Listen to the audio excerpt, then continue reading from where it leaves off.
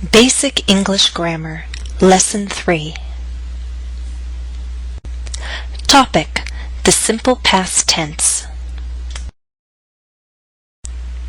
In Part 4, we'll continue to practice forming questions. I'll also share some pronunciation rules with you. Let's talk a moment about who and what. Be careful with the question words who and what. You can form questions about the subject or the object. So far, we've practiced forming and answering questions about the object. These questions have this structure: who or what, plus did, our helping verb, plus the subject, plus our main verb in the form of a base verb. Here are two model questions. Who did you watch in the video? What did Jennifer fry? In the first question, who refers to Jennifer, the object of watch. In the second question, what refers to an egg, the object of fry. Now let's look at questions about the subject. We still begin with a question word, who or what. We do not need a helping verb, did. We simply put our main verb in the simple past tense. Here are two model questions. Who fried the egg? What smelled good? The answer to the first question is Jennifer. The answer to the second question is the fried egg. Jennifer and the fried egg are subjects.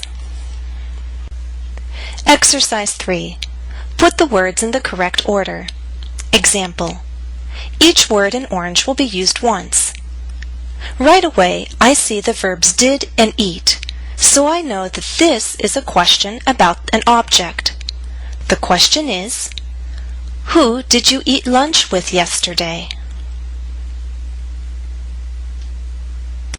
1. Use the pause button on your screen if you need more time to do this. Who cooked your dinner last night? 2. What did you eat for breakfast today? 3.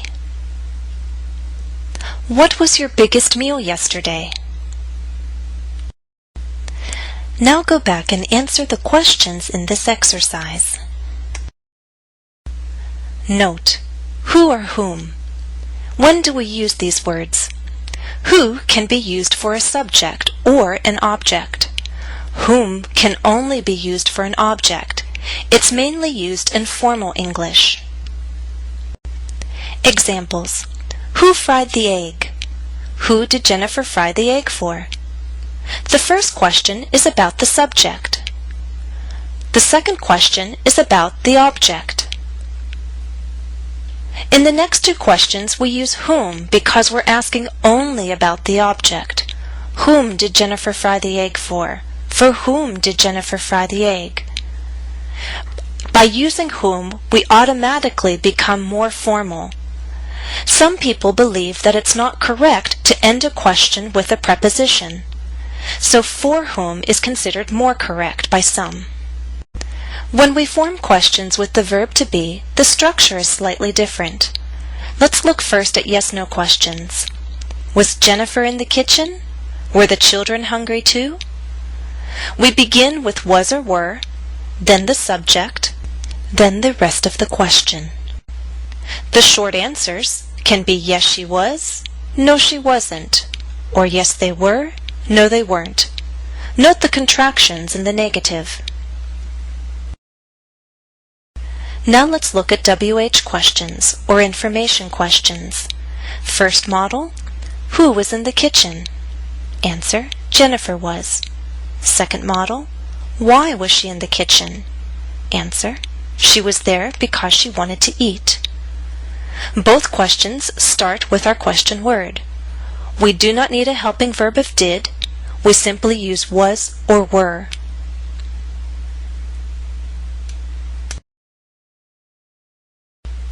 Exercise 4. Listen to the phone conversation. Fill in the missing words.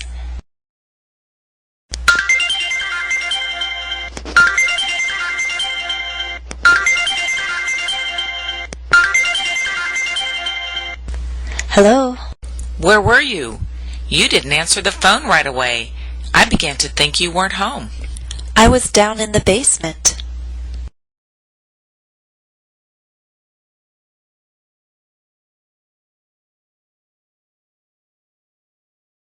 Why were you in the basement? All the chairs were down there. I needed to carry them back upstairs.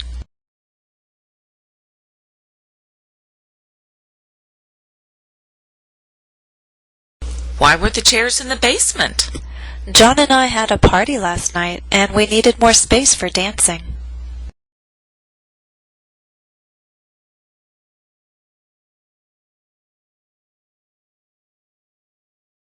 Oh, how was the party? Who was there?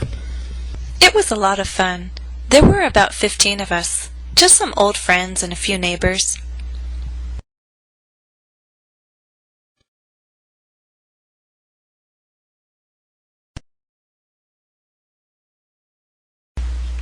I'd like to add a note on pronunciation. In the simple past tense, the regular ed ending can be pronounced 3 different ways. Like t, as in walked, like d, as in loved, and like d that adds an extra syllable, as in wanted. So how do you know which way to pronounce the ed ending?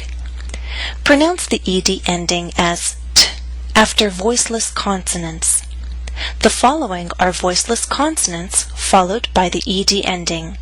F, laughed, k, walked, p, jumped, s, kissed, sh, finished, ch, watched.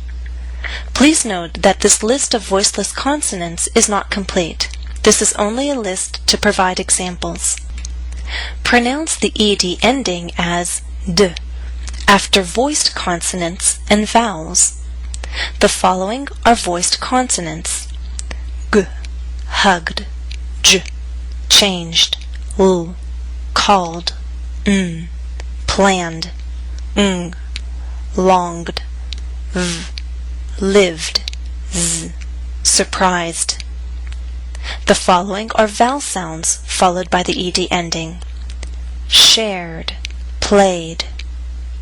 Again, this list is not complete. These are only examples of voiced consonants and vowels followed by the ed ending. Pronounce the ed ending as an extra syllable after the sounds t, t, and d, d. For example, visited, skated, added, needed. Can you think of other examples? Let's try an exercise. Watch, listen, and repeat. You are going to watch the video of Jennifer's late night snack again. This time you will hear statements describing the events. Pay attention to the pronunciation of the regular verbs in the simple past tense. Listen and repeat.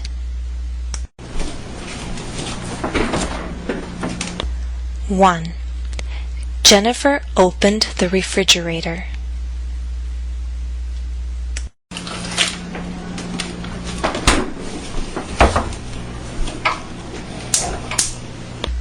2. Jennifer wanted to fry an egg. 3.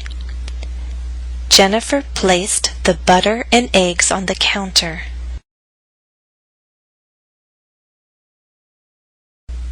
4. Jennifer turned on the burner.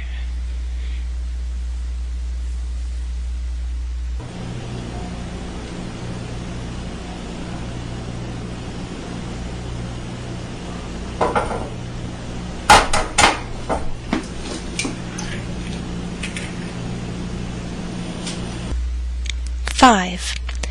Jennifer waited for the butter to melt. 6. Jennifer cracked the egg open and fried it.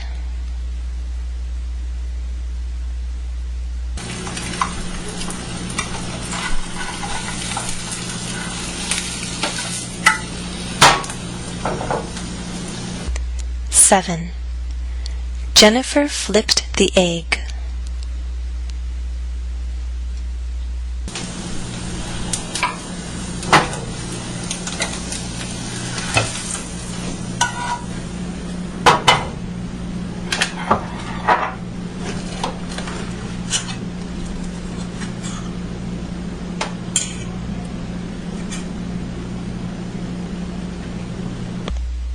Eight.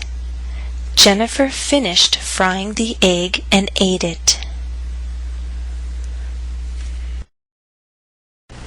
That's all for now. Thanks for watching and happy studies.